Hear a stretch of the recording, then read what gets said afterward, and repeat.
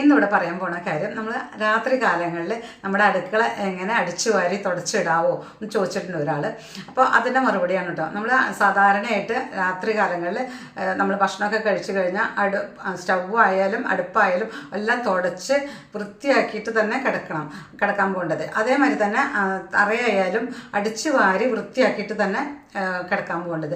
കാരണം എന്താ വെച്ചാൽ നമ്മുടെ രാത്രി കാലങ്ങളിൽ നമ്മുടെ വീടുകളിൽ ദൈവങ്ങൾ വന്ന് പോകുന്നതാണ് പറയാം. എല്ലാ ദൈവങ്ങളും വന്ന് പോകുന്ന, പ്രത്യേകിച്ച് മഹാലക്ഷ്മി ഐശ്വര്യ ദേവത വരും നമ്മുടെ വീട്ടിൽ, അതും അടുക്കളയിൽ വരും എന്ന് പറയും. അപ്പോൾ അടുക്കള എപ്പോഴും രാത്രി കാലങ്ങളായാലും പകൽ കാലങ്ങളായാലും അത് വൃത്തിയായിട്ട് തന്നെ ഇരിക്കണം. അപ്പോൾ ആ വൃത്തി തുടച്ച് കളയുന്നതുകൊണ്ടോ അല്ലെങ്കിൽ അടിച്ചു വാരുന്നതുകൊണ്ടോ കുഴപ്പമില്ല.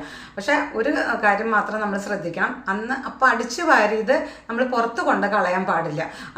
അടിച്ചു വാരിയത് നമ്മൾ പുറത്ത് കൊണ്ട് കളഞ്ഞാൽ ഐശ്വര്യം പോകുന്നതാണ് നമുക്ക് പഴയ ആൾക്കാർ പറഞ്ഞു തന്നിട്ടുള്ളത്. പക്ഷേ അതിൻ്റെ വേറൊരു വശം കൂടി ഉണ്ട്.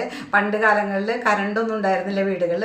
അപ്പോൾ നമ്മുടെ വിലപിടിപ്പുള്ള കമ്മലോ മാലയോ അല്ലെങ്കിൽ കുട്ടികളുടെ മോതിരോ എന്തെങ്കിലും കഴിഞ്ഞു വീണ് പോയി കഴിഞ്ഞാൽ നമ്മൾ ഈ അടിച്ചു വാരി കൊണ്ട് പുറത്ത് കളയുമ്പോൾ ആ സാധനം നമുക്ക് കാണാതെ പോകാനുള്ള സാധ്യതയുണ്ട്. അതുകൊണ്ടും കൂടിയാണ് നമ്മളോട് അങ്ങനെ ചെയ്യാൻ പറഞ്ഞിരിക്കുന്നത്.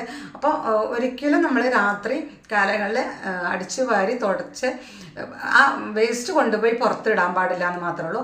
എന്തായാലും രാത്രി കാലങ്ങളിൽ അടിച്ചു വാരി തുടച്ചിടണം വീട്. അതാണ് ഐശ്വര്യത്തിൻ്റെ ലക്ഷണം കേട്ടോ.